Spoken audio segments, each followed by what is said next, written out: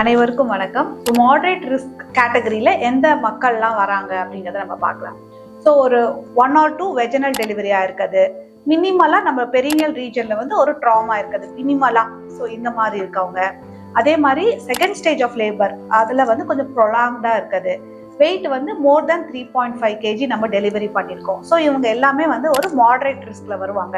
இது இல்லாமல் லைஃப் ஸ்டைல பார்த்தீங்கன்னா நம்ம ஓவர் வெயிட்டா இருக்குது, பிஎம்ஐ வந்து பார்த்தீங்கன்னா 25 to 35 அந்த மாதிரி இருக்குது. அது மட்டும் இல்லாமல் இன்டர்மிட்டண்டா அவங்களுக்கு அப்பப்போ கொஞ்சம் கான்ஸ்டிபேஷன் மலச்சிக்கல் வர்றது, இது இல்லாமல் க்ரானிக்கா காஃப் இருந்துட்டே இருக்குது. ஸோ இது எல்லாமே வந்து பார்த்தீங்கன்னா நம்மளோட லைஃப் ஸ்டைல வந்துடும். இது இல்லாமல் அவங்க வந்து ஓரளவுக்கு ஹெவி லிஃப்டிங், அந்த அளவுக்கு ரெகுலரா ஹெவி லிஃப்டிங் இல்லைனாலும் இன்டர்மிட்டண்டா ஹெவி லிஃப்ட் பண்றது. ஸோ இது இல்லாம அவங்களோட ஏஜ் குரூப் பாத்தீங்கன்னா பெரிமெனோபாஸ் ஏஜ் குரூப்ல ஒரு 45 அந்த மாதிரி ஏஜ் குரூப்ல ஒரு 40 and above வந்து நம்ம இந்த மாடரேட் ரிஸ்க்ல தான் வருவாங்க.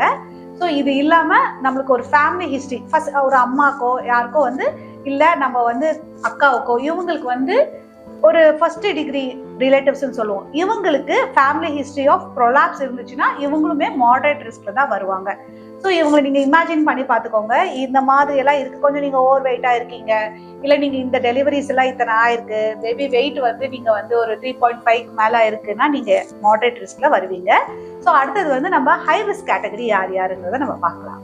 போஸ்ட் மெனோபாசல், ஸோ நம்ம ஒரு 50 வயசுக்கு மேலே இருக்கிறவங்க, ஸோ இவங்க ஹார்மோன் ட்ரீட்மெண்ட்ஸ் இல்லாமல் இருப்பாங்க. நிறைய பேர் ஹார்மோன் ட்ரீட்மெண்ட்ஸ்ல இருப்பாங்க. ஸோ ஹார்மோன் ட்ரீட்மெண்ட்ஸ் இருந்தீங்கன்னா அவங்க வந்து ஹை ரிஸ்க்ல வர மாட்டாங்க, ஏன்னா அந்த பெல்விக் ஃப்ளோர் மசில்ஸ்க்கு ஒரு ஸ்ட்ரென்த் கிடைக்கும்.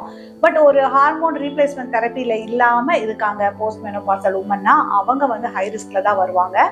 அது இல்லாம நீங்க ஓவர் வெயிட்டா இருக்கீங்க, கிரானிக்கா கான்ஸ்டிபேஷன் இருக்கு, ஸோ நீங்க வந்து மோஷன் ரொம்ப முக்கி தான் போறீங்க, ஸோ அந்த மாதிரி இருக்கு, இல்லாட்டி கிரானிக்கா வந்து ஒரு ஆஸ்மா அந்த மாதிரி பேஷண்ட்ஸ் வந்து இருமல் இருந்துட்டே இருக்கும், ஸோ அந்த மாதிரி இருக்கவங்க, இல்ல ப்ரீவியஸா நீங்க வந்து ஏதாவது சர்ஜரி பண்ணிருக்கீங்க, கர்ப்பப்பை எடுத்திருக்கீங்க, இல்ல பெல்விக்ல சர்ஜரி ஏதாவது பண்ணிருக்கு, ஸோ இது இல்லாம நீங்க ரெகுலராகவே நீங்க ஹெவி லிஃப்டிங் பண்றீங்க, ஸோ நம்ம தண்ணிலாம் நிறைய பேர் டெய்லியுமே தூக்குவாங்க, ஸோ அந்த மாதிரி ரெகுலராகவே நீங்க ஹெவி லிஃப்டிங் பண்றீங்கன்னா அவங்க எல்லாமே ஹை ரிஸ்க் கேட்டகரியில தான் வருவாங்க.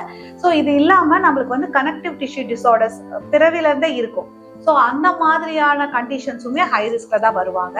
இது இல்லாம நம்மளுக்கு வந்து நீங்க வந்து டெலிவரி ஒரு 3 டெலிவரி வெஜினல் டெலிவரி 3 டெலிவரிக்கு மேல ஆகுது, இல்ல நம்மளுக்கு வேக்கம் போட்டு எடுக்கிறாங்க, ஆயுதம் போட்டு எடுக்கிறாங்க, ஃபோர்சஸ் டெலிவரின்னு சொல்லுவோம், ஸோ அந்த மாதிரி இருக்கவங்க. அது மட்டும் இல்லாம டெலிவரி டைம்ல உங்களுக்கு ஸ்பிங்டர் ஆனல் ஸ்பிங்டர் வந்து உங்களுக்கு இன்ஜுரி ஆயிருக்கு, ஸோ இந்த மாதிரியான ஆப்ஸ்டெடிக் காம்ப்ளிகேஷன்ஸ் எல்லாம் வந்து நீங்க டெலிவரி பண்ணியிருக்கீங்க, இல்ல பேபி வெயிட் மோர் தென் 4 kgs இருக்கு அப்படின்னா நீங்க எல்லாமே ஹை ரிஸ்க் கேட்டகரியில் தான் வருவீங்க. ஸோ இப்போ நான் வந்து 3 கேட்டகரி சொல்லியிருக்கேன், category A, B and C. So category A வந்து லோ ரிஸ்க்னு வச்சுக்கலாம், ஸோ கேட்டகரி B வந்து நம்ம மாடரேட் ரிஸ்க்னு வச்சுக்கலாம், கேட்டகரி C வந்து ஹை ரிஸ்க்னு நம்ம வச்சுக்கலாம். ஸோ இந்த கேட்டகரியில இருக்க பீப்புள் என்ன மாதிரியான ஒர்க் பண்ணலாம், என்ன மாதிரியான ஒர்க் அவாய்ட் பண்ணணும், என்ன மாதிரியான விஷயங்களை வந்து நீங்க ஃபாலோ பண்ணீங்கன்னா இதை ப்ரிவென்ட் பண்ணலாம் அப்படிங்கிறத நம்ம அடுத்த பதிவுல பார்க்கலாம். ஸோ உங்களுக்கும் கர்ப்பப்பை இறக்கத்துல ஏதாவது சந்தேகம் இருக்கு, இல்ல உங்களுக்கும் கர்ப்பப்பை இறக்கத்தை வந்து ப்ரிவென்ட் பண்ணணும்னு நினைக்கிறீங்க அப்படின்னா டிஸ்பிளேல இருக்கிற நம்பருக்கு கால் பண்ணியோ டெக்ஸ்ட் பண்ணியோ உங்களுக்கான சந்தேகங்களை கேட்டு தெரிஞ்சுக்கோங்க. மீண்டும் அடுத்த வீடியோல சந்திக்கிறேன். நன்றி, வணக்கம்.